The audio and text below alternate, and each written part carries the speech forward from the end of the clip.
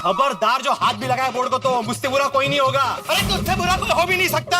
आज से तेरा सोसाइटी में सुविचार लिखना कैंसर। देखता हूँ ना। अरे क्या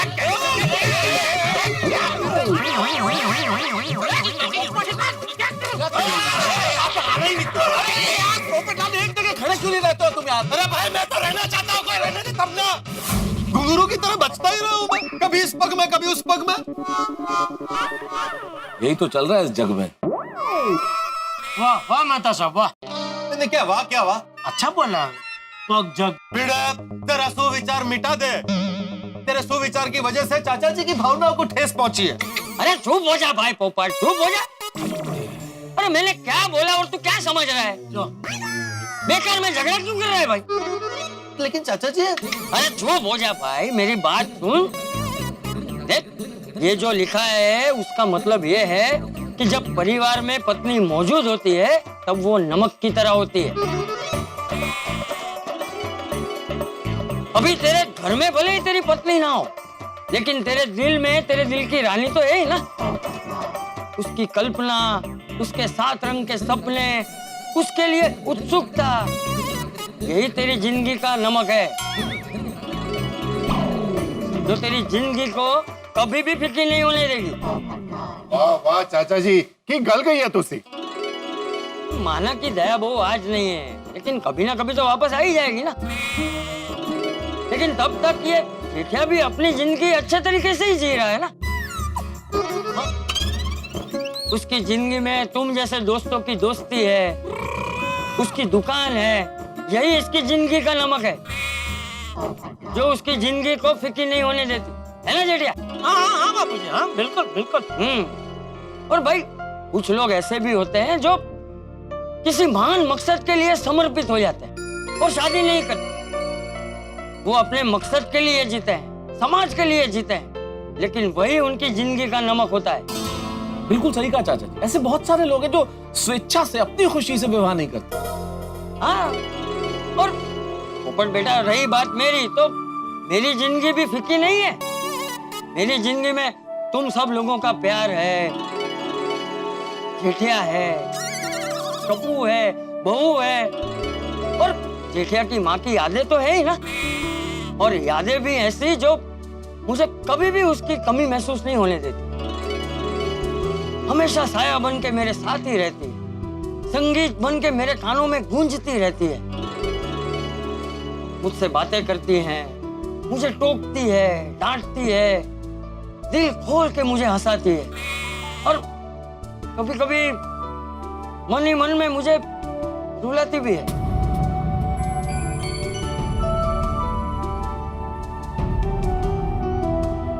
लेकिन यही मेरी जिंदगी का नमक है, इसलिए मेरी जिंदगी भी फीकी नहीं है, समझा? बापूजी। हाँ?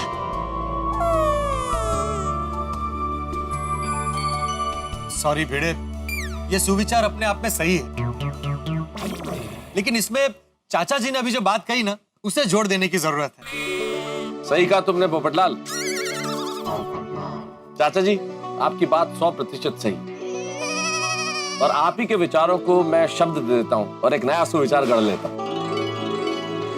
मेरे जो तुमने पहली 2 पंक्तियां लिखी वो बिल्कुल ठीक है, लेकिन उसके बाद चाचा जी जो आपके विचार हैं उन्हें मैं अपने शब्द दूं तो यूं कहूंगा कि अकेलापन हमें क्यों करता है निराश, मिलती है खुशियां जैसे फागुन में खिले पलाश। अरे हमारी जिंदगी को लज्जतदार या फीका हम ही तो बनाने वाले हैं, जिंदगी के चित्र में हम ही खूबसूरती लाने वाले।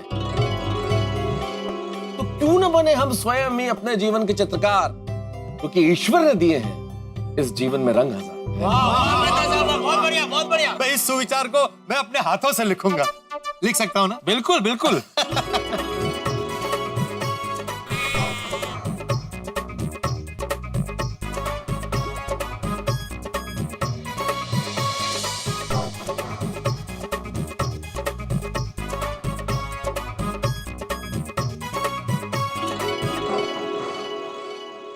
वाह वाह वाह, मस्त था। थैंक यू चाचा जी, थैंक यू आज मुझे फिर से प्रेरणा देने के लिए। और मेहता साहब आपको भी बहुत बहुत थैंक यू इस सुंदर सुविचार को और सुंदर बनाने के लिए। और भिड़े भाई सच में सॉरी, मैंने तुझे बहुत भला बुरा कहा। हाँ? कोई बात नहीं पोपटलाल, होता है। भिड़ो, वो अपने पप्पू की बात दिल पे मत लेना। पत्नी की बात आती है ना तो वो भावुक हो ही जाता है। हाँ, कोई बात नहीं, कोई बात नहीं। एक्चुअली मैंने भी सुविचार लिखते वक्त कुमारों के बारे में नहीं सोचा। की गल है भाई, वो चाचा जी तो एकदम थर्ड अंपायर निकले। इनका फैसला एकदम सही निकला और उन्होंने पप्पू को भी खुश कर देता। देर आए पर दुरुस्त आए। तेरी वो देर से याद आया, मैंने तो गैरेज जाने में ऑलरेडी देर हो रही थी।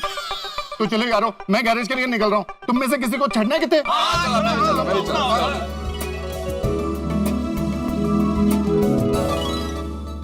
चलो सुविचार तो लिख के हो गया। अभी सुविचार के बदले में जो घर पे इनाम मिलने वाला है वो मेरा वेट कर रहा होगा। माधवी, माधवी, पत्नियों पर सुविचार लिख दिया है, सबको बहुत अच्छा लगा, खास करके चाचा जी ने बहुत तारीफ की। हाँ मैंने बोला था ना, बेस्ट ही सुविचार। हाँ हाँ, तो अभी मेरा इनाम। हाँ हाँ मिलेगा ना, मैंने बोला है तो आपको मिलेगा ही। एक मिनट। हाँ वहां कहाँ जा रही हो? आपका इनाम। हाँ, ठीक है। बस तो पैकी गर्मा गर्म कोथिंबीर पड़ी। इनाम? माधवी, ये सरासर चीटिंग है। मैंने इस इनाम की बात नहीं की थी। मैं तो इसी इनाम की बात कर रही थी। आप किस इनाम की बात कर रहे थे? माधवी, मैं किस इनाम की बात कर रहा था? आप नाश्ता कर लीजिए ना। और हाँ, गोगी को जाकर बता दीजिए कि कॉलेज जाने से पहले यहाँ से टिफिन लेके जाए सोनू के लिए। हाँ नहीं तो फिर मैं पहले जाके बोल के आता हूँ, बाद में खा लूंगा। लेकिन मैं इनाम लेकर आऊंगा माधवी, छोड़ना नहीं मी।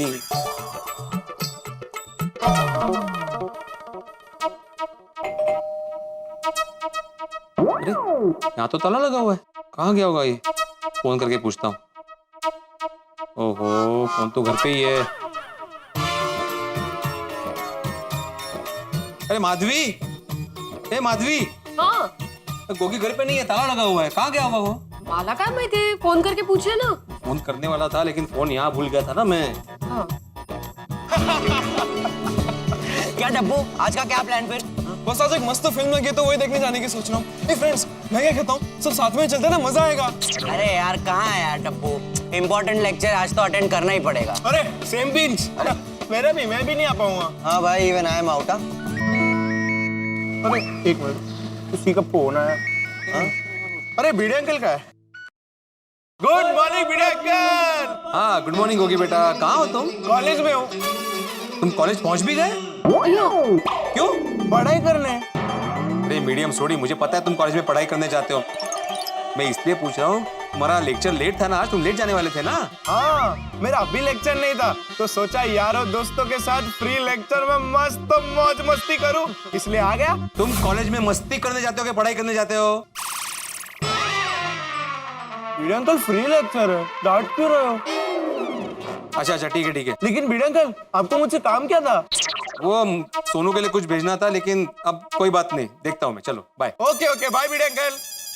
देख टप्पू, कॉलेज टाइम पे तूने मूवी देखने की बात की और भिड़े अंकल का कॉल आ गया। अरे अरे भिड़े अंकल का कॉल ही है ना, भिड़े अंकल खुद थोड़ी ना यहाँ पर है। क्या करेंगे अभी, वो तो कॉलेज चला गया। अभी सोनू इंतजार करेगी टिफिन का। हाँ तो कोई बात नहीं ना, मैं जाकर देके आता हूँ। हाँ चांगला है, तुम जा। कॉलेज पहुंचने के बाद आप सोनू को फोन कर देना, वो बाहर आके टिफिन ले लेगी। कॉलेज के बाहर से क्यों, अंदर जाके भी दे सकता हूँ ना टिफिन। नहीं नहीं, पर आजकल के बच्चों को अच्छा नहीं लगता पेरेंट्स कॉलेज में आए हुए। अरे ऐसा थोड़ी होता है माधवी, मैं कहाँ उसके साथ लेक्चर अटेंड करने वाला हूँ, टिफिन देके निकल जाऊंगा। इस बहाने पता तो चलेगा कॉलेज में चल क्या रहा है। अरे बाबा ठीक है, जैसी आपकी इच्छा, आप तैयार हो जाइए।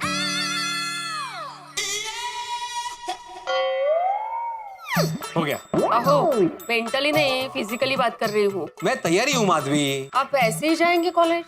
क्यों, इन कपड़ों में क्या खराबी है? नहीं नहीं, ये कपड़े अच्छे ही है, लेकिन ये कैसे सोसाइटी या मीटिंग या मतलब कहीं डिलीवरी के लिए वगैरह ठीक है, पर कॉलेज जा रहे हैं ना आप, और वो भी सोनू के कॉलेज, तो आपके जमाने की नहीं, आज के जमाने के कपड़े पहन के जाइए। ठीक है, मैं कपड़े चेंज करता हूँ, लेकिन कपड़े सिलेक्ट करने में तुम मेरी मदद करना। बाद में तुम्ही बोलोगी हेच का घातलं नाही तेच का घातलं, कळलं? चल चल चल चल चल, मदत कर मला। हाँ मस्त है ना?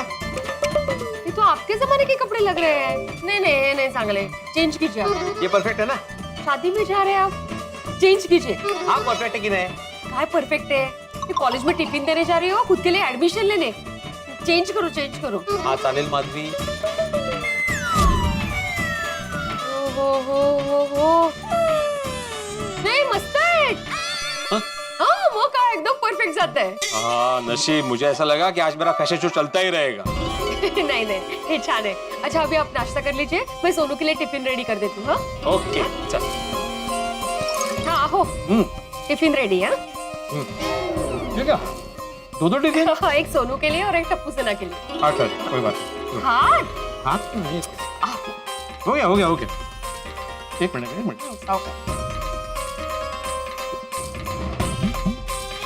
बसून द्या। हो गया सावकाश जा हाँ। हो चल ये तो मी हाँ। हाँ अच्छा।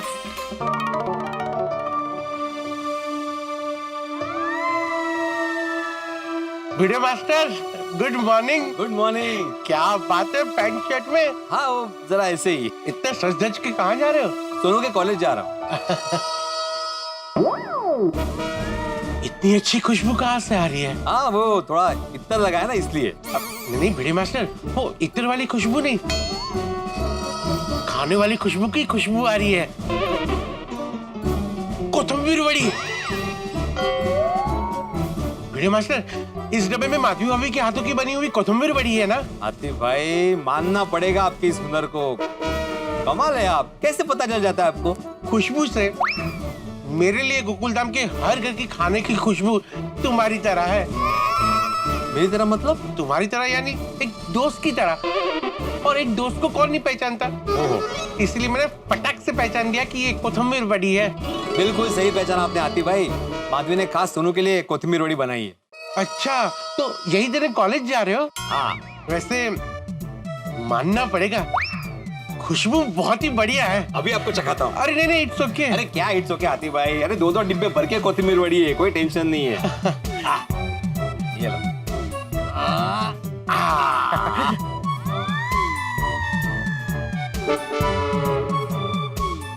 बहुत मस्त बहुत मस्त। तो पूरा डब्बा ले लीजिए आप। नहीं इतना ठीक है। वाह वाह। माधवी भाभी के हाथ की बनी हुई कोथिंबीर वड़ी तो वाह, मजा आ गया। अब अभी घर पे है ना आतिफ भाई, मैं माधवी को फोन करके बोलता हूँ, वो आपके घर पे भेज दी कोथिंबीर वड़ी। हाँ अरे वाह वाह, thank you so much. Thank you क्या इसमें। हाँ चलो मिलते हैं। हाँ चलो बाय बाय बाय।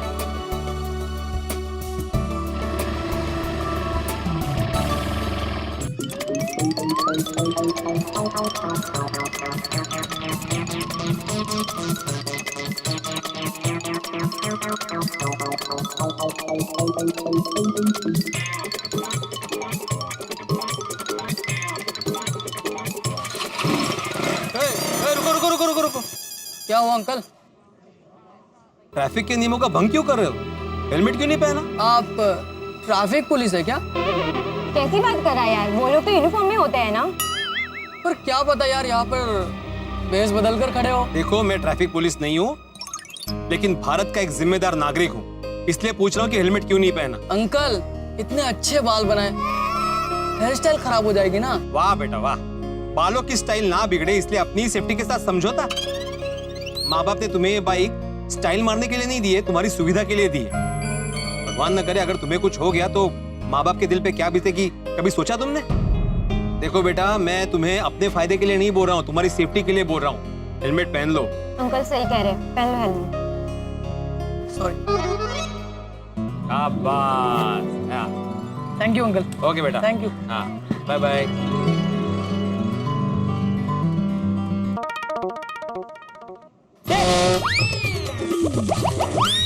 देखो भाई क्या कर रहे हो?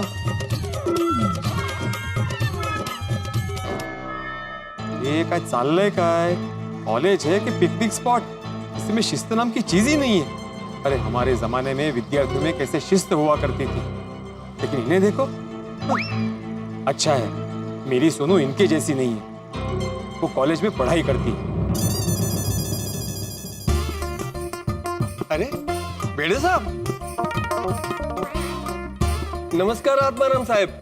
नमस्कार। पहचाना? सॉरी, ठीक से याद नहीं आ रहा है। कौन? मैं गणेश, इस कॉलेज में पियोन हूँ। मेरा बेटा तुषार आपके पास पढ़ने आता था। तुषार, हाँ तुषार देशपांडे, याद आया। वो तो मेरा बहुत ही होनहार स्टूडेंट था। वो होनहार था आपकी शिक्षा की वजह से। वो आपके पास ट्यूशन पढ़ा, इसके लिए उसे अच्छे नंबर आए और उसे इस कॉलेज में स्कॉलरशिप के साथ एडमिशन मिला। अरे वाह। जहाँ उसका बाप पियोन है, यहाँ भी वो पहला नंबर लाता है। ओहो। अरे तुषार, इकडे। नमस्ते भिड़े सर, कैसे हो आप? अरे मैं मस्त था तुषार, तुम कैसे हो? एकदम बढ़िया सर। वाह, कॉलेज में तुषार जैसे होनहार स्टूडेंट्स भी है। बाबा ने बताया अभी कि कॉलेज में भी तुम फर्स्ट नंबर ला रहे हो। सुनकर बहुत अच्छा लगा बेटा। I am very proud of you. ऐसे ही मेहनत करते रहना। Thank you sir, thank you so much. यहाँ किसी काम से आए थे? हाँ, मेरी बेटी सोनू, सोनालिका भिड़े, वो इसी कॉलेज में पढ़ती है, आर्ट्स फैकल्टी में। ये आर्ट्स की क्लासेस कहाँ पे होती है? आर्ट्स की क्लासेस फर्स्ट फ्लोर पे है साहब। अच्छा, यहाँ से जाना है? हाँ। ओके, चलो मिलते हैं। हाँ? नमस्कार। ऑल द बेस्ट बेटा। Thank you sir.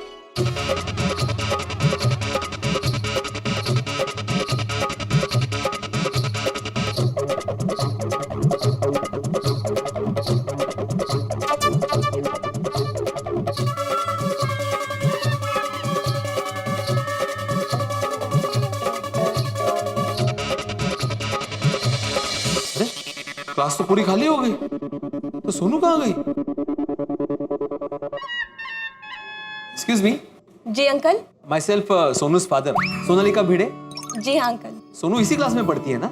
जी। तो वो दिखाई नहीं थी। अंकल लगता है आज वो कॉलेज नहीं आई है। क्या बात कर रही हो? वो बिल्कुल कॉलेज आई है। तो हो सकता है वो लेक्चर बंक करके कैंटीन गई हो। ऐसा हो ही नहीं सकता। सोनू मेरी सिर्फ बेटी नहीं है, मेरी स्टूडेंट भी है। वो अपना लेक्चर बंक करके कैंटीन में टाइम पास कर ही नहीं सकती। क्या कुछ भी बोल रही हो आप? सॉरी अंकल, मुझे लगा अगर वो क्लास नहीं आई है तो कैंटीन ही गई होगी। अच्छा अच्छा। ओके। हाँ। भाई सच में सोनू लेक्चर बंक करके कैंटीन में टाइम पास तो नहीं कर रही है? अगर ऐसा है तो आज उसकी खैर नहीं। अभी जाके देखता हूँ।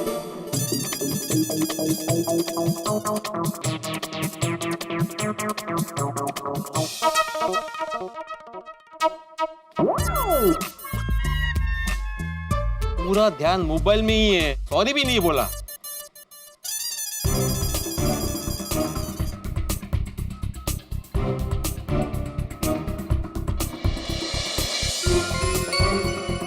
कमाल है, कैंटीन में तो दिख नहीं रही है सोनू। तो अच्छा अंदर भी है।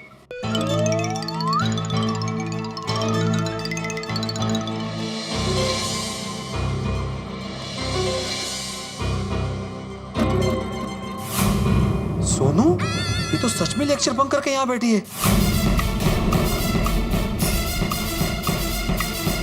Sonu lecture bunk. Excuse me. Sorry sorry, मुझे लगा मेरी बेटी यहाँ बैठी है। I am extremely sorry. कमाल है, सोनू कैंटीन में नहीं है, क्लास में नहीं है, तो गई कहाँ? नहीं यार, गोली नहीं होता है। उधर भी नहीं आया। 10 मिनट में आ जाएगा, मैं कुछ फास्ट फास्ट खा लूंगा। प्लीज यार, मुझे कंसंट्रेट करना है। 1 घंटे का लेक्चर है उसका। अरे भिड़े अंकल। क्या कुछ भी बोलता है पिंकू? यहाँ पे भिड़े अंकल कैसे होंगे? अरे नहीं गोली, सच में भिड़े अंकल है, वो देख। हाँ यार, ये तो भिड़े अंकल है। फोन क्यों नहीं लग रहा है इसका? देखो ये आसान सा प्रश्न है मित्रों। दुनिया का सबसे धनी व्यक्ति कौन, सबसे धनवान कौन? जवाब हो सकते हैं जिसके पास बहुत बड़ा खजाना हो, जिसके पास बहुत धन हो, जिसके पास हीरे जवाहरात हो। लेकिन जवाब कुछ और है। मेरा ख्याल से दुनिया का सबसे धनी व्यक्ति वह जो एक पुत्री का पिता हो, एक बिटिया का पिता हो, क्योंकि पुत्री लक्ष्मी का स्वरूप होती है, साक्षात लक्ष्मी। तो उससे धनी कौन? लेकिन यही पिता बड़ा ही चिंतातुर हो जाता है जब बिटिया से संपर्क न हो पाए, जब उसे ये पता न हो कि इस वक्त वो कहाँ है।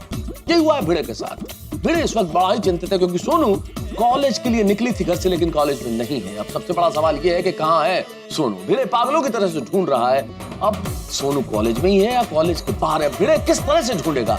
हर सवाल के जवाब मिलेंगे जब आप देखेंगे तारक मेहता का उल्टा चश्मा। देखते रहिए, हंसते रहिए।